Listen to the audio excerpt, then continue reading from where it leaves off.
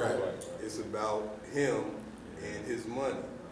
You know, so that's exactly, you know, that was just something that recently happened. I spent a little time, you know, now for a while, Mr. 50 Cent had a couple of nice videos and lectures, Right. motivation, and Right. you know, Right. Will Smith had some, Denzel had some, a lot of Negroes when they get bigger. But included in some of that is that attitude of, I made it, now you're gonna have to make it. Right. Yeah. And I don't want, Yeah. forget about class and all that fraternity. You know, there's a Mexican police, he was saying, well, you want to do this, you want to do that, about, he was interviewing me at the jail. I said, well, I don't want to put too much on the brothers. He said, when they put on that uniform, this is a sergeant, he was police. Talking about Mexican, he said, when they put on that uniform, it's all gone. So whatever you want to put down here, he was telling me, and they told him to say that, of course. You know, in other words, feel free. Don't hold back because they Mexican brothers and we don't want them to be in trouble. He said, he didn't say I'm one of them, but that's what he might as well say. The point is this, as they move up the ladder, it's what we always say, that it's success or material success is really something. I mean, when you start going into those other categories and you have your money to think about, actually I'm proud of the people in Hollywood because a lot of them are really liberal, and they do stuff that everybody complain about. Madonna said Malcolm X was the greatest man in history, and she got a little kid from somewhere. So, well, so what? She's a white woman. You know, that's good. You know what I mean? She might even get a couple of stars on her name. For that ain't nothing. Not the white woman they just in the Supreme Court got 2 niggas, right? So that ain't no big deal. It ain't nothing to be mad about. It's better than nothing. That's at least one little nigga that got the, you know, that ain't starving to death, right? And so, some of the white folks, remember the programs we'd have, Susan Sarandon would sit down there on the steps just like an average American, sitting on the steps waiting to get up and talk. Yeah. So a lot of them, some of them have found out, can you turn that heat down? Yeah. Some of them have found out about money and fame. And they're not happy. They're not happy. And they found out, a lot of them found out if you give back, because a lot of them came from, well, all of them came from poor people, you know. They had to go against their family, they had to not get a job. Acting. You gotta get a job, acting. You gotta play music for your life. I just love music and I love music more than money. Well, what about when the music started paying for itself? That's good when you can do what you want. And anyway, the system unable to face reality. Locus of control. In psychology, locus of control means where control is located. The more the human being feels that they have control of their life, the better they feel about life. It's called locus of control.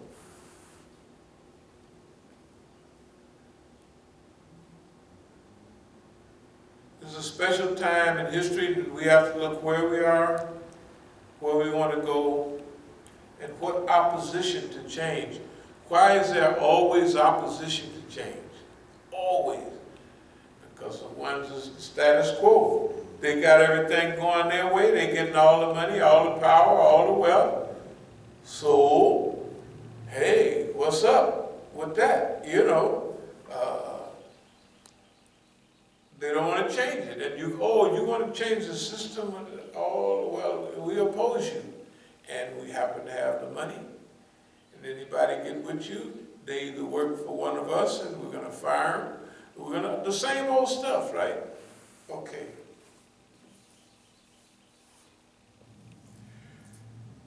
People talk about freedom and liberty and fraternity, but now it's more responsibility than freedom. We're now, the human being is more responsible. Now we have to be more responsible and not, like the Donald Trump people. We have the freedom to not wear a mask just because everybody dying like flies. You know, these numbers are getting a little serious now. I mean, it's past 250,000 the other day, and it's accelerating. And what the white folks said is happening, that this thing during the winter is going to increase. They're talking about 400,000 and 500,000 people dead by Christmas. That's only, 2 months away. New Year's Day is 2 months from now, right? Hey, man. I have freedom. You got the freedom to stay away from me. Right, yeah, you got the freedom to stay away from me. I don't want what you got. I don't want to take no chances. So you stay over there. Talking about segregation, I'm down with that all the way. Segregation, isolation, everything. Effects of history on that. Effects of history on your environment, on your vision for the future. This baby, what stuff we went through has effect on our vision for the future. The reason I was talking about that, the story about the book that I might have read, could have read, would relate to our vision of what we've been through and what has worked in the past. I got a feeling that what we're dealing with now, we got a lot of help coming from a whole lot of places. That's what the hope is. And we're not alone. You know, we're not alone in this. And people, they try to make us feel like abnormal, or we're not down with reality. Well, even in those motiversity tapes, they say, when you look up, you're going to find out you alone, you're all by yourself. Of course, that's true, technically. But it don't scare me, because every time I looked up, every time, it's training in the penitentiary, in them riots, you know, some type of way people would pick me for the leader, or just pick me to go down and talk to the captain or somebody and say, this is what we want, and then off you go, and nobody else is there. What about me? You're right, you get used to it. You get used to that stuff. So this thing, even going into exile, I went into exile by myself. I asked my family, y'all want to go in the house? I said, okay, keep the house aside. You know, I said it'd be interesting. And you know, I'm the only one in the family that's ever been. My brother went to Mexico from a family member. Oh, my brother used to be in the army, so he went to Germany somewhere. But as a crowd, nobody ever saw Masjid, the falls there. You know, the great waterfall, what they used to call Lake Victoria.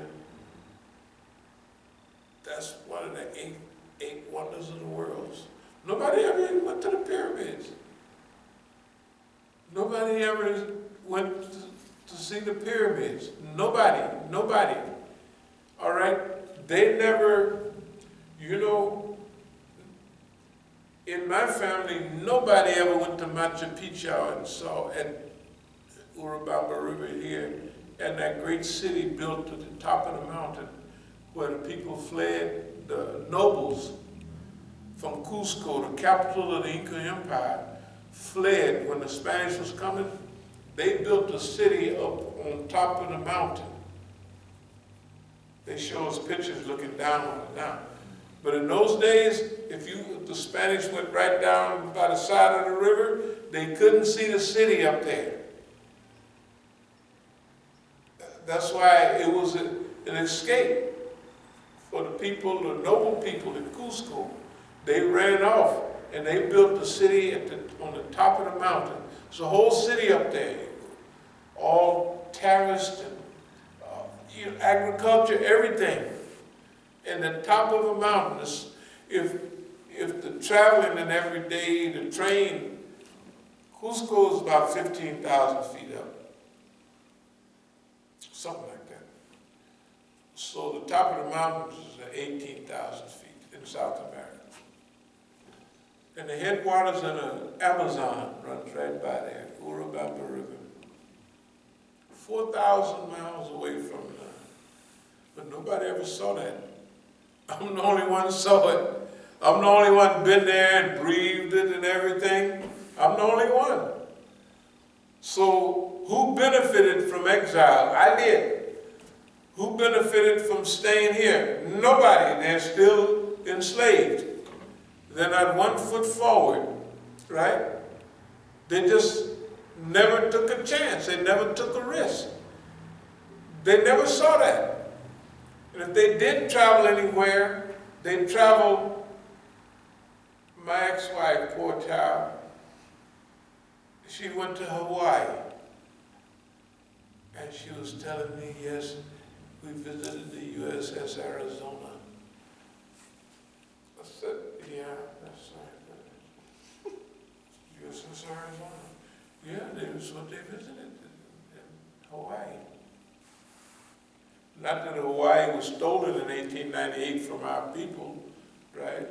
They cut the genitals of the lady off, the Queen of Hawaii, and got them some jar somewhere. Yeah, just the people. Anyway, let me go on.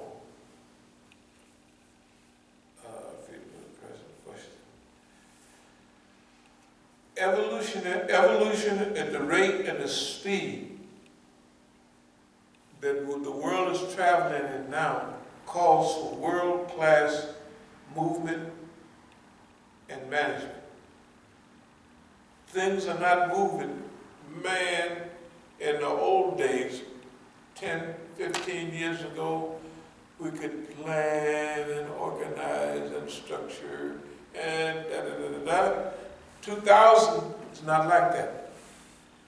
I mean, it's moving so fast that you have to work to keep yourself focused on what you're doing, not on what they're talking about. Because what we're doing is the reality. That old stuff about, well, people are not going to like you, and people are going to leave you, and I said, I'm the most left Negro in the United States. You know, like even not Jahiliyyah.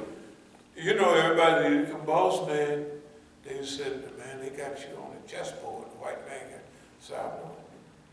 That means that eventually you're going to be gone. And we're not going to be around when you're gone because you're hot. You know, you heat up, so they believe the heat is just like if you heat this end of the bar, right, then the other end of the bar will get hot too. So they don't want to be nowhere near it. So they tried to convince you that number one, you're going to be alone in this. I don't believe that. I believe the same thing we always have known, collective consciousness. Don called it collective herd consciousness. He wanted to say, he called it consciousness, but he wanted to call it collective or herd immunity. But he called it herd consciousness or something. I said, a herd ain't conscious. Anyway, there's herd immunity, but Don can say about whatever he wants. Herd collective consciousness is in the 50s and the 60s, people all over the world, all at the same time wanted freedom. That was the freedom, liberty, everything, everybody. That was collective consciousness. And it happened everywhere, all at the same time. Africa wanted freedom. We wanted freedom inside. They wanted to get rid of the colonial powers, and we wanted to get the white man's foot off our neck, right here. All at the same time.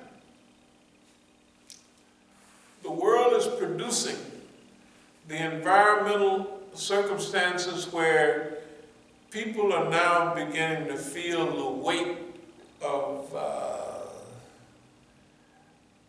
the smelliness of the oceans, right? The melting of ice caps and all that. Okay, so there's a collective consciousness developing. We're a part of that.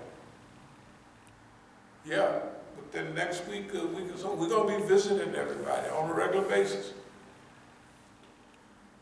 But we believe that we are not alone in this endeavor that we're dealing with.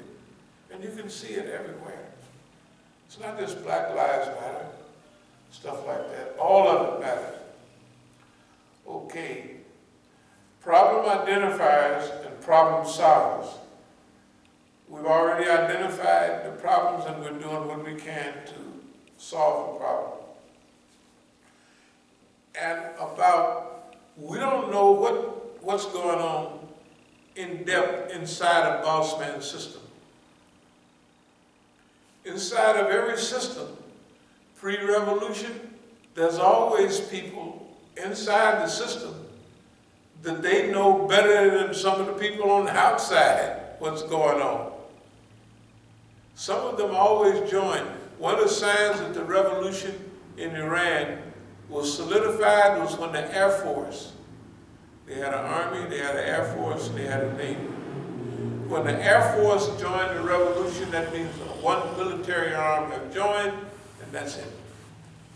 The revolution was solidified. To this very day, they have Air Force Day in Iran, because the Air Force is the one that solidified, the military arm that solidified the revolution. About us, why are we not sad about anything? Because we established, what we have now, we manipulated the environment. Does anybody remember the 2005 type lectures on clearinghouse? I think I've listened to those. You might have heard it somewhere. Clearinghouse. Oakland was a clearinghouse. That's 2005. There's lectures on the same time on snitches, on this, that, and other people on the boat. Then what do you do? How deep about the people on the boat? Then you don't want to disturb nobody, but the water falling, knock a hole in the boat. But those how deep. That was when we built the fire under Abdul Malik. It started in 2002 when we had that national meeting here and we saw what they was doing. We said that's it. So it didn't happen. No 2 days we get up and jump on it. But from 2002, 3, 4, and 5, we was ready. We set the stage. See, it's always the long range. We set the stage. You can see in our writing 2003 or 4, kindness is not weakness. Just like this thing we did today, you have to remind yourself, kindness is not weakness, it's strength. So, we built a fire under Abdul Malik. We built a fire under Clearinghouse in Oakland. Things about the immigrant, we was hitting at the immigrants, all the people who was inviting him all over when we would visit Irvine and all the other places, we're dropping hints everywhere we go. Right? Everywhere we go. And they're on his side, all of them, and we're dropping hints to make sure to see how they're going to act. And it's not only the Sunni side, the Shia side. Headquarters, supposed to have been my super friends, right? That headquarters was paid for by something right over there. If you get involved, you can tell. So, if you looked at us, you would say, man, homeboy is surrounded. For sure. And ain't nobody on it. Out of all them people, at that time, 8 full-fledged centers with hundreds of people in each one, right? Okay, we knew what we was doing from that minute. And we had to prove it to the world and to ourselves, so we just lit a fire. Pull down Abdul Malik, and after a while, boop.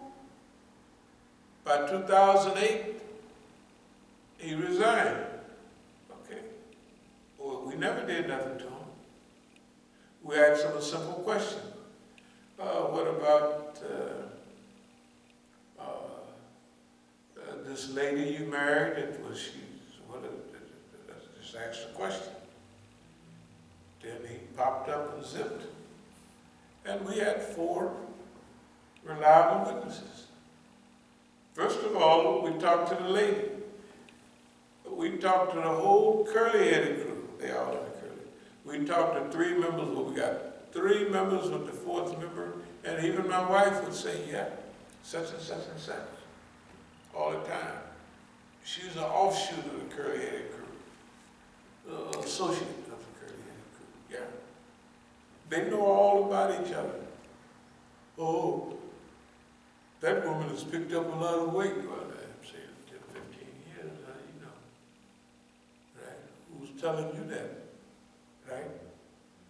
So the crackpot crew in Oakland, they can call the house anytime and leave a message, and they would call it. In other words, you know what you're dealing with. So we set a fire.